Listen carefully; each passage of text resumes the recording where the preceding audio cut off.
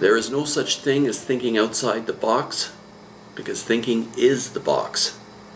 How's that for a locally minted Zen koan? Ponder, cogitate, meditate upon that one, hopefully until the overheated thinking apparatus inside your being crumbles under the strain. Then I suppose you might get something out of this video.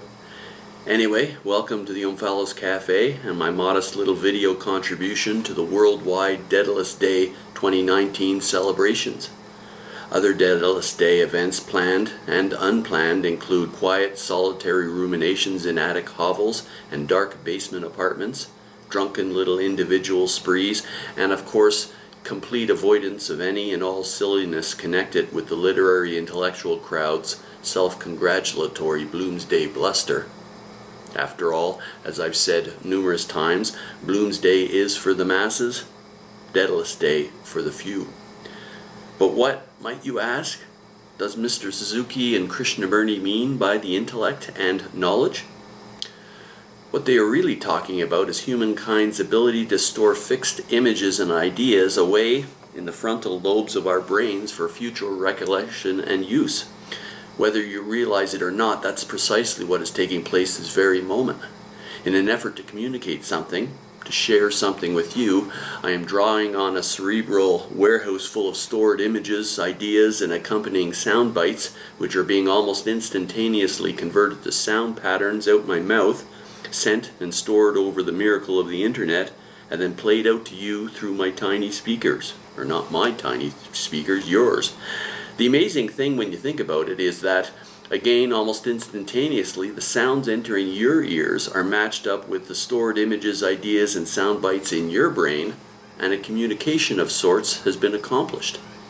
This ability to store these fixed images in our brains was an evolutionary coup by our community-minded ancestors, which occurred somewhere around 70,000 years ago. With this manipulatory power of the word, humankind has come to dominate the planet today, to the point of imperiling our very own future, many would say. That's what I would call the power and the peril of the word. And that's what Mr. Suzuki is referring to when he wrote, "At the beginning of the intellectual awakening, we thought we achieved a grand feat in arranging reality within the frame of time and space. We never thought this was really preparing for a spiritual tragedy." What he means by within the frame of time and space is how we organize and compartmentalize all our stored up images and ideas, and eventually, unfortunately, how we come to rationally understand the world. The filing system our brains use becomes this powerful organizing and reasoning machine, and much like a computer, it requires a tremendous amount of energy, in our case, living energy, to maintain the order and organization. Should our energies flag, though, say in old age or perhaps as a result of fatigue or the taking of drugs, the reasoning faculty weakens and the strict compartments within our minds begin to totter, leak, or fail altogether. We experience a derangement and become subject to visions or hallucinations. Something deeper within us, perhaps our true living, flowing core, may begin to make itself heard on such occasions. However, the life within us frequently employs those stored up images in startlingly irrational ways. And you know what? That's precisely what is happening to our two principal male characters in Ulysses as the day wears on. The hard edges of Stephen and Bloom's modern-day reason are gradually being blurred. For them, the rationalistic separation and solitude of time and space is dissolving, and by the brothel episode, collapsing altogether. And as a result, they are finally left wide open to a feeling of identity and compassion for another. A tiny little community of two is formed, not based on outworn ideals, ideas, or principles, but based on a deeper experience of human compassion. And I'll just end this little section on our brainy intellectual storage faculty by saying there is one character in Ulysses who is not lost in our modern penchant for over-rationalization. Of course, I'm talking about the very embodiment of life's ongoing flow, Molly Bloom. Now, we catch brief glimpses of this in the chapters devoted to Bloom and Stephen. For instance, in a response to Bloom's overly erudite definition of the word metempsychosis, she says, "Oh, rocks! as if to say, don't give me your dry as dust dead reasoning. Tell it to me in flowing words I can get my head around.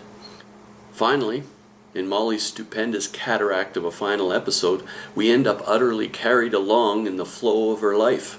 That is the goal and the aim and the grand lesson of Joyce, folks. That is what the young Joycean Stephen has to learn and what Bloom has to relearn. Life is all flow, and it is not ours to stand aside, reason, judge, or condemn.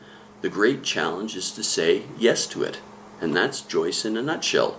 In Molly's living cataract in episode 18 of Ulysses, Joyce is tuning up, limbering up the language, you might say, for the next task at hand, the river-run universalization of the flow in Finnegan's Wake. There's nothing hard, defined, or compartmentalized about the wake, for everything is in the process of change and of flow. Anyway, that's all Dedalusday stuff. Now I want to share with you a comment left on one of my videos. A viewer wrote, though to be honest I'm not sure if this person actually watched the video in question, he wrote, "The most informed and direct key into the central intentions, structure, and moral/ethical arguments in Ulysses is the little book by Joyce's biographer Richard Ellman, Ulysses on the Liffey. Believe me, this is the book that will open all the mysteries." So there you go, folks. Read Ulysses on the Liffey by Richard Ellman, and all the mysteries will be revealed. But do you perceive or sense the various hard-edged compartments underlying such a comment? I do. In fact, most comments left beneath my videos are along that line. Hard, defined, and intellectual. Now, let me read a few pertinent lines from another book. This isn't written by a biographer, essayist, scholar, expert, or academic. The book is called Ulysses, and it's written by James Joyce. I make a special point of this fact because of the hundreds of comments I've had on my collection of videos. Very, very few, and I'm talking maybe 1, 2, have quoted from or described an action or event from the actual book Ulysses. Anyway, we're in episode 10 here. Buck Mulligan and the English academic Haynes are discussing Stephen Dedalus over a melange, scones and butter. Mulligan begins, "Oh, but you missed Dedalus on Hamlet." Haynes opened his new-bought book. "I'm sorry," he said. "Shakespeare is the happy hunting ground of all minds that have lost their balance." The one-legged sailor growled at the area of 14 Nelson Street. "England expects..." A little touch about England expecting things from Ireland. Buck Mulligan's primrose waistcoat shook gaily to his laughter. "You should see him," he said, "when his body loses its balance. Wandering Angus, I call him." "I'm sure he has an idea fixed," Haynes said, pinching his chin thoughtfully with thumb and forefinger. "Now I am speculating what it might be likely to be. Such persons always have." Buck Mulligan bent across the table gravely. "They drove his wits astray," he said, "by visions of hell. He will never capture the Attic note, the note of Swinburne, of all poets, the white death and the ruddy birth. That is his tragedy. He can never be a poet, the joy of creation." "Eternal punishment," Haynes said, nodding curtly. "I see. I tackled him this morning on belief. There was something on his mind. I saw. It's rather interesting because Professor Pokorny of Vienna makes an interesting point out of that." Buck Mulligan's watchful eyes saw the waitress come. He helped her to unload her tray. "He can find no trace of hell in ancient Irish myths," Haynes said, amid the cheerful cups. "The moral idea seems lacking, the sense of destiny, of retribution.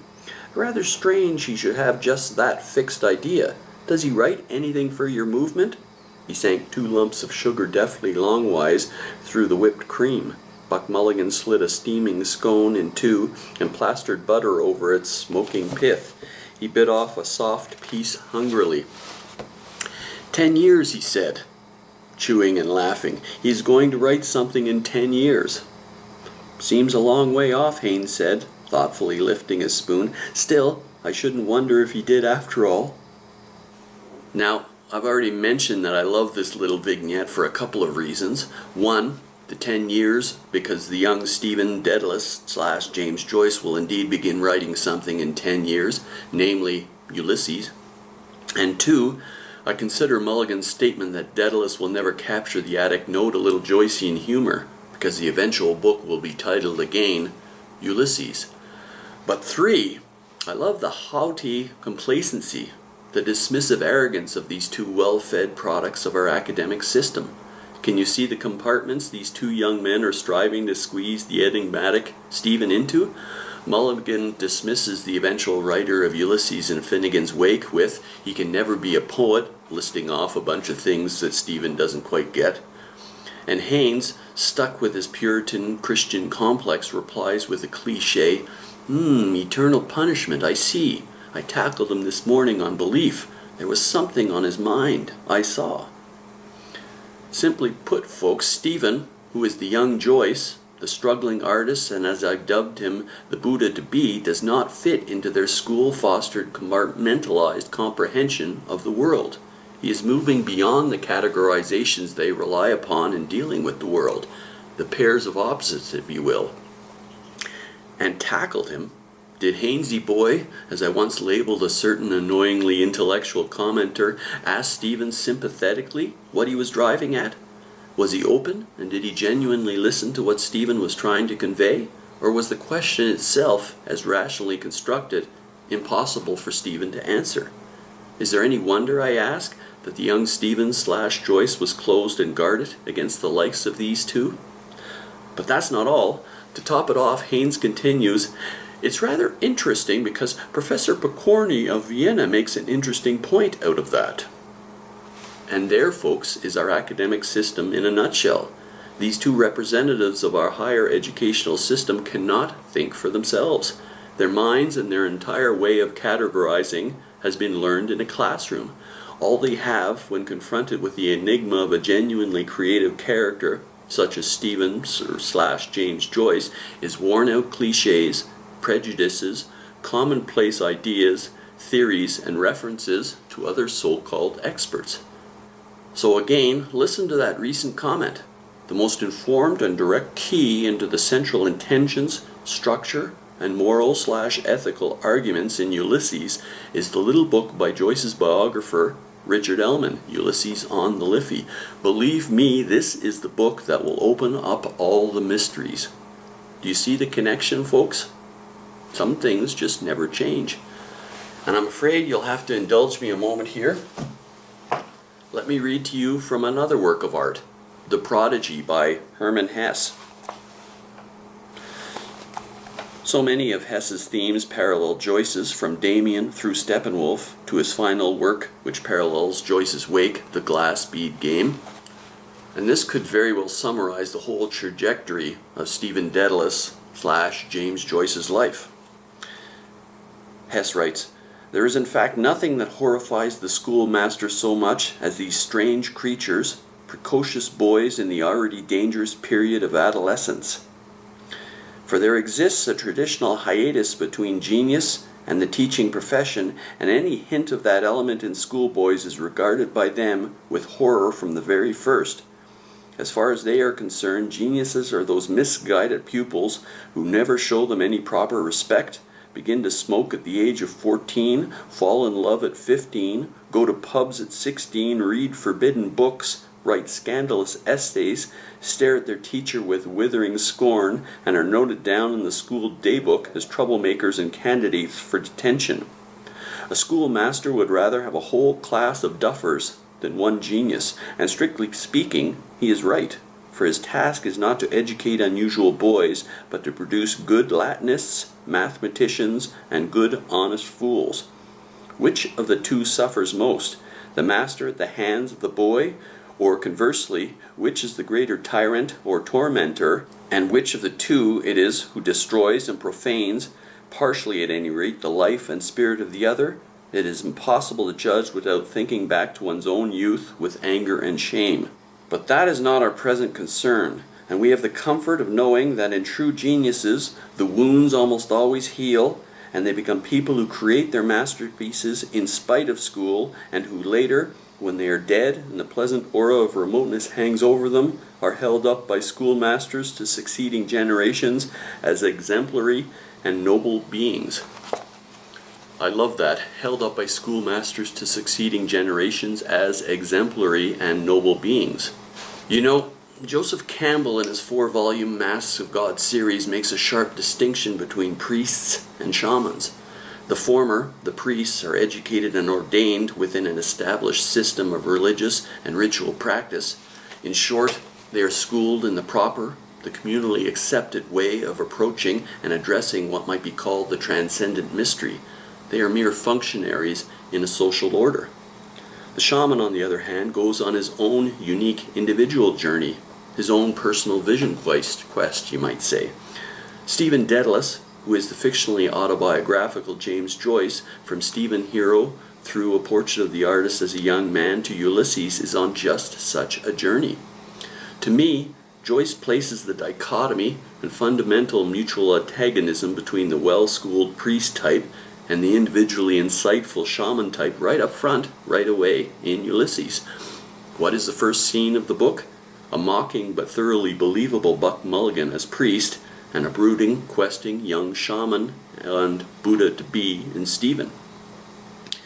And what's more, Joyce universalizes this contention between the well-fed, safe, and upright pillar of educated society in the status quo and the despised, misunderstood artist/shaman type in Finnegan's Wake with the ever-antagonistic sons of the All-Father and All-Mother, Sean the postman and Shem the penman, not to mention his playful twist on the old Aesopian fable, the industrious ant and the artsy gracehoper.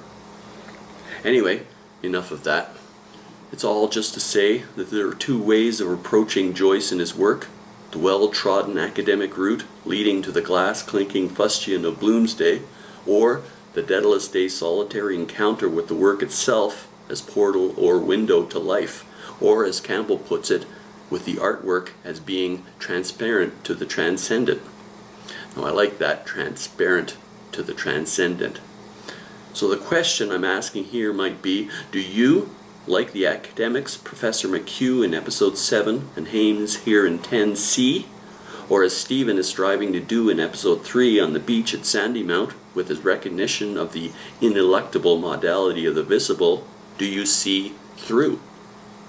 How's that for a light little Dedalusday tribute? And so I'll end this with yet another word by the eminent Zen master and teacher D.T. Suzuki. When you read the words, think of what I say is the ultimate goal of Stephen and Bloom's efforts through the long day of June 16, 1904.